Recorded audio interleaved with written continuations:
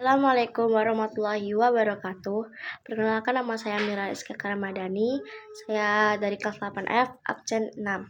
Jadi hari ini saya mau presentasikan tentang sistem peredaran darah.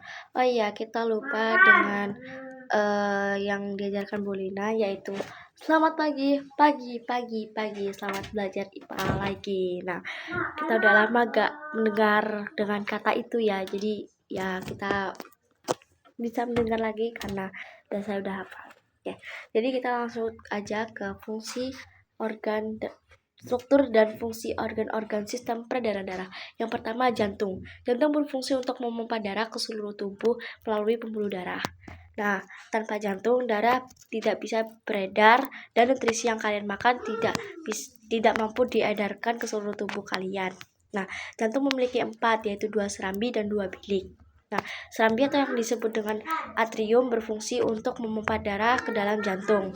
Nah, kalau serambi yang biasa disebut ventricle berfungsi untuk memompa darah keluar dari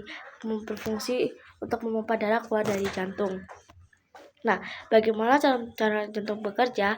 Kalian pasti mengenal bunyi detak jantung kalian itu pasti dak-dikduk ya. Sebenarnya itu salah. Bunyi detak jantung kalian itu adalah lup-dup. Nah, gimana ya cara jantung bekerja? Gimana ya kok bisa jantung itu berbunyi lup-dup dan nggak berbunyi dak-dikduk gitu? Nah, oke. Cara jantung bekerja seperti ini. Pertama, otot jantung rileks dan darah memenuhi atrium. Nah, kemudian atrium itu berkontraksi dan mendorong darah ke dalam menuju katup. Nah, katup itu merupakan pemisah antara atrium dan ventricle dan berfungsi agar darah tidak mengalir kembali. Katup juga memisahkan antara ventricle dan pembuluh darah besar, yaitu arteri. Nah, setelah darah melewati katup, kemudian darah itu menuju ventricle. Nah, ventricle itu lalu berkontraksi sehingga menyebabkan menutup katup antara atrium dan ventricle dan menghasilkan bunyi loop. Nah, itu kalau bunyi loop. Nah, kalau bunyi tube gimana? Kalau bunyi tube itu darah pun terpompa ke atas menuju pembuluh darah besar. Nah, ketika darah telah sampai ke pembuluh darah besar, maka katup antara ventrikel menutup. Nah, terdengarlah bunyi dup. Nah, semua proses ini terjadi kurangnya 1 detik. Nah, kalau pembuluh darah berfungsi untuk mengantarkan darah ke seluruh tubuh. Pembuluh darah dibagi menjadi 3, yaitu arteri, vena, dan kapiler. Nah, arteri itu merupakan pembuluh darah besar yang tebal dan berotot, yang berfungsi untuk membawa darah keluar dari jantung dari seluruh tubuh. Nah, kalau bentuk pembuluh darah itu kayak gini. Ini di sini arteri, kapiler, sama vena, jadi kayak gini. Nah, kayak handset gitu. Tapi kan ini kayak arteri sama vena. Nah, dia tuh kayak gini. Nah, gini, jadi kayak thread gini, kayak tanduk gitulah modelnya. Pokoknya di tengah-tengah sini tuh adalah kapiler. Nah, jadi tuh arteri itu di sini. Misal arteri sini, vena sini, dan kapiler di sini. Nah, arteri ini dia tuh berotot dan tebal gitu. Nah, habis itu di situ dia tuh kayak ada jalan kecil segini tuh gini, terus ada lubang warna hitam itu. Nah, di situ kayak pokoknya tuh samping jalan itu dia tuh tebel banget, kayak tebelnya tuh segitu. Nah, terus jalanlah. Nah, di situ ke vena. Vena merupakan pembuluh darah besar yang besar, namun dia tuh tipis. Nah, berfungsi untuk membawa darah dari tubuh kembali ke jantung. Nah, kalau vena itu ada di sebelah sini. Nah, vena itu jalan kan, kalau arteri kan jalannya kecil. Nah, kalau vena itu agak gede segini. Nah, tapi atasnya ini dia tuh tipis, kayak kurang segini lah, segini. Nah, tapi dia lubangnya antara jalan itu dia tuh segini, agak gede gitu. Nah, jadi itu dia sampingnya lubang hitam itu udah kayak kayak istilah dagingnya itu tipis gini. Nah, habis itu kapiler adalah pembuluh darah yang sangat tipis, tempat terjadinya pertukaran antara materi yang berguna untuk tubuh dengan sisa metabolisme yang akan dibuang. Jadi kapiler itu antara penghubung ya. Kalau penghubung nih, penghubung dari arteri sama vena. Nah, nanti fotonya di sini ya biar lebih jelas. Nah, kalau darah ini berfungsi untuk mengantar oksigen, nutrisi dari makanan, hormon, atau bahkan sisa-sisa sampah hasil metabolisme tubuh kita. Darah terdiri dari 4, yaitu komponen, yaitu plasma darah, sel darah merah, sel darah putih, dan keping darah atau yang biasa disebut trombosit. Nah, habis itu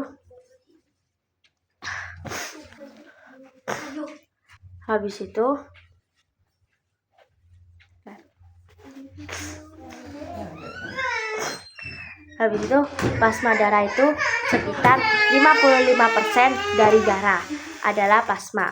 Nah, jadi 55% itu dari darah, itu plasma. Nah, plasma ini merupakan cairan yang tersusun dari 90% air. Nah, sedangkan 10% sisanya itu adalah material-material yang terlarut di dalamnya. Nah, plasma darah ini membawa nutrisi seperti glukosa, lemak, vitamin, asam amino, sama satunya itu mineral. Nah, plasma darah ini juga membawa karbon dioksida dan sampah hasil metabolisme sel untuk dikeluarkan. Nah, kalau nomor 2 itu sel darah merah. Sel darah merah berfungsi membawa oksigen dari paru-paru untuk diedarkan ke seluruh sel-sel tubuh. Nah, sel darah merah ini diproduksi di sumsum tulang dan terbuat dari hemoglobin, yaitu suatu protein yang mengandung besi dan mampu mengikat oksigen. Hemoglobin itu mengambil oksigen dari paru-paru, kemudian melepaskan oksigen saat darah mengalir melalui pembuluh darah kapiler. Nah, hemoglobin ini juga mengambil sedikit karbon dioksida yang dihasilkan oleh sel. Nah, sementara yang bertugas untuk membawa sebagian besar karbon dioksida itu adalah plasma darah. Jadi sebagian besar yang bertugas itu adalah plasma darah. Nah, umur sel darah merah itu sekitar 120 hari sebelum digantikan dengan sel yang baru. Nah, kita lanjut ke sel darah putih. Sel darah putih itu kayak sama dengan sel darah merah. Nah, cuma bedanya tuh sel darah putih sama sel darah merah, cuma beda warna doang. Nah, juga ada beda lagi, itu apa? Yuk, nah kita baca ya. Kita coba lihat dulu. Semoga aku hafal ya. Sel darah putih itu juga diproduksi di sumsum tulang. Nah, itu sama ya dengan sel darah merah, diproduksi di sumsum tulang. Nah, sel darah putih ini berfungsi untuk melawan kuman-kuman penyebab penyakit. Sel darah putih ini memiliki struktur yang berbeda dengan sel darah merah. Nah, berarti itu strukturnya itu berbeda dengan sel darah merah. Nah, jadi itu ada 3 perbedaan, yaitu beda warna, terus habis itu 2 perbedaan, yaitu beda warna sama beda struktur. Nah, kalau persamaannya tuh ada sama di sumsum tulang doang sih. Nah, kalau sel darah merah itu memiliki nukleus dan berukuran lebih besar. Umur sel darah putih itu bervariasi tergantung jenisnya, jenis sel darah putih. Yang pertama itu darah putih bervariasi tergantung jenisnya. Ada yang berumur beberapa jam, hari, bahkan tahunan. Jadi 3 berbeda dari sel darah putih dari sel darah merah. Kalau dari 2 itu yaitu berbedanya tuh warnanya, strukturnya, dan umur sel gitu. Nah, lanjut kita ke 4 keping darah atau trombosit. Nah, ketika kalian keluar itu pasti kan mengeluarkan darah. Nah, trombosit itu tuh bekerja untuk menghentikan dan menutup pendarahan tersebut. Nah, trombosit itu mengeluarkan cairan kimia yang memproduksi protein yang biasa disebut fibrin. Nah, fibrin ini akan membentuk jaringan di sekitar luka kalian dan menutupnya gitu. Nah, jadi ya itulah pokoknya. Nah, kita lanjut ke sistem peredaran darah manusia. Nah, jadi sistem peredaran manusia itu biasa yang disebut itu kayak double circulation. Nah, itulah pokoknya. Nah, itu kayak ini tuh bentuknya susah ya. Mungkin kalau aku jelasin takutnya salah gitu kan. Nah, jadi itu kayak di tengah-tengah sini tuh ada namanya tuh kayak longcaplioles. Ya itulah pokoknya leukopliores itulah pokoknya. Itu kayak bentuknya itu sama dengan kapiler. Nah, itu pokoknya di tengah-tengah juga. Nah, habis itu di sini kan ada dua perbedaan itu warna biru sama warna merah. Kalau warna merah ini itu namanya plumamorifane. Ya, plumamorifane. Nah, terus di bawahnya leukoplies itu ada tulisan kayak plumamoricitrate. Nah, pokoknya itulah. Nah, terus bagian sini ini yang warna oranye ini nama itu pulmonary artery. Ya, itulah pokoknya. Nah, habis itu tuh jalannya tuh ada yang ke sini gini dan ada yang gini. Tuh, sama aja sih, cuma kayak beda jalur gitu. Nah, pokoknya itu terhubung di tengah-tengah, yaitu namanya itu sistem sirkuit. Ya, pokoknya itulah sistem sirkuit. Nah, itu. Nah, pokoknya itu di tengah-tengah itu. Nah, kan kalau plumamorifane ini kan kayak gini. Nah, kalau plumamary artery itu kayak gini. Nah, dia tuh beda. Nah, di tengah-tengah ini. Nah, kalau vena cava itu bagian sini. Nah, pokoknya di tengah-tengah juga ada sistem sirkuit. Capillary of the body and organs. Nah, itu di tengah-tengah sini. Terus ya pokoknya dari sistem sirkuit ini keluar. Kalau yang bagian sini yang warna oranye ini dia tuh keluar gini. Straight ke capillaries ini. Kalau bagian biru ini dia tuh dari sini. Nah, dia tuh gak keluar ke atas tapi itu kayak gini. Ini warna oranye, ini warna biru. Jadi beda kayak gitulah. Berarti yang bagian oranye itu yang kesini itu disebut aorta. Itulah pokoknya. Nah, habis itu sistem peredaran manusia itu adalah sistem peredaran darah ganda, artinya darah 2 kali melewati jantung, 2 kali. Pertama melalui sirkuit paru, yaitu saat darah dipompa menuju paru dan terjadinya pertukaran antara karbon dioksida dan oksigen. Nah, dari yang kedua itu membawa oksigen dibawa ke jantung. Nah, yang kedua itu melalui sirkuit seluruh tubuh. Nah, yaitu saat darah yang sudah mengandung oksigen itu dipompa ke seluruh tubuh di kapiler-kapiler tubuh. Terjadilah pertukaran oksigen dengan karbon dioksida. Nah, karbon dioksida ini dibawa ke jantung dan kemudian itu siklus berulang. Oke, kita lanjut yaitu tekanan darah, tentang tekanan darah. Nah, apa yang dimaksud dengan tekanan darah?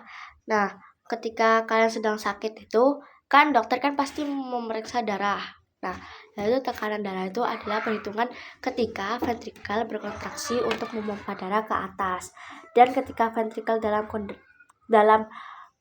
kondisi menerima darah atau rileks, tekanan darah dibuat dalam bentuk pecahan gitu, pembilang atau angka di atas. Nah, menunjukkan ketika ventrikel memompa darah, sementara penyebut angka atau di bawah itu menunjukkan ketika ventrikel menerima darah. Nah, ukuran tekanan darah yang normal untuk orang dewasa itu adalah 120 atau 80. Nah, kita lanjut nanti kita foto angka tekanan darah itu ada di sini. Oke, kita lanjut ke penyakit yang berkaitan dengan sistem peredaran darah. Nah, sistem peredaran itu gak ada penyakit, cuma organ-organ dan fungsi strukturnya. Peredaran darah itu ternyata ada penyakitnya, guys. Nah, jadi penyakitnya itu ada 1, 2. Nah, penyakitnya itu ada pokoknya banyak. Nah, pokoknya yang pertama itu adalah aterosklorosis dan serangan jantung. Aterosklorosis itu adalah suatu kondisi mengerasnya dinding pembuluh darah arteri dikarenakan timbunan lemak yang menyumbat laju peredaran darah di pembuluh darah. Nah, kolesterol itu merupakan penyebabnya. Melambatnya laju darah mengakibatkan lambatnya oksigen diedarkan ke seluruh tubuh. Jika hal itu terjadi, maka organ-organ dalam tubuh ini bisa rusak. Nah, aterosklorosis ini dapat terjadi di arteri koroner yang merupakan pembuluh darah pengantar darah ke jantung. ke jantung. Kondisi ini menyebabkan serangan jantung yang mengakibatkan kematian. Nah, terus kita lanjut ke stroke. Stroke ini merupakan penyakit yang disebabkan karena salah satu pembuluh darah di otak tersumbat atau bahkan pecah sehingga otak kekurangan oksigen. Itu bisa menyebabkan kelumpuhan, kerusakan otak, bahkan kematian gitu. Nah, stroke ini sangat erat kaitannya dengan aterosklerosis. Jadi tuh stroke ini tuh kayak benar-benar berkaitan dengan aterosklerosis gitu. Nah, kita lanjut ke hipertensi atau darah tinggi. Nah, tadi tuh sebelum baca struktur dan fungsi organ-organ itu ada hari hipertensi sedunia itu. Nah, kita lanjut aja ya ke hipertensi atau darah tinggi. Hipertensi itu adalah suatu penyakit ketika tekanan darah seseorang itu sama di atas 140 atau 90. Nah, dia tuh hipertensi itu kayak berkaitan dengan garam gitu. Apalagi jika di usia 55 tahun itu sangat beresiko tekanan hipertensi gitu atau darah tinggi. Nah, hipertensi ini juga mengakibatkan pecah pembuluh darah. Nah, seringkali hipertensi ini tanpa gejala. Jadi itu hipertensi itu biasa disebut sebagai silent killer atau yang biasa disebut pembunuh diam-diam. Nah, habis itu sehingga penderita ini merasa baik-baik saja. Jadi itu kita nggak tahu kita terkena hipertensi apa enggak. Nah, habis itu gejala baru timbul itu ketika sudah mengalami kerusakan parah. Karena itulah disebut silent killer. Nah, hipertensi ini sangat berkaitan dengan aterosklerosis. Ketika arteri menyempit, maka tekanan darah akan meningkat. Nah, untuk mencegah hipertensi dianjurkan untuk rutin berolahraga dan mengurangi konsumsi garam. Jadi itu kayak batasi garam 1 sendok teh atau hari untuk menurunkan resiko hipertensi itu. Nah, lanjut kita ke D. Nanti foto hipertensi atau darah tinggi ada di sini ya. Nah, cara melihat kesehatan sistem peredaran darah itu adalah mungkin kayak kita merasa baik-baik saja, kayak kita ceria, bisa lari, bisa kemana-mana aja. Nah, tapi alangkah baiknya mungkin kita harus berolahraga, mengurangi garam, dan makan makanan yang seimbang, bergizi. Nah, kita tuh harus berkualitas gitu. Kayak mulai dari sekarang makanlah makanan yang seimbang, rendah lemak, jenuh, dan lemak trans dan kolesterol, dan batasi konsumsi garam. Nah, jadi itu kita harus hindari merokok. Jadi tidak boleh merokok ya, tidak boleh. Dan rutinlah berolahraga. Nah, ingatlah setiap olahraga kan membantu untuk menguatkan otot jantung dan mencegah aterosklerosis. Jadi kita harus olahraga, makan makanan bergizi, dan pokoknya tuh makanan yang seimbang gitu. Nah, jadi mari kita hidup sehat. Jadi sekian presentasi saya. Wassalamualaikum warahmatullahi wabarakatuh.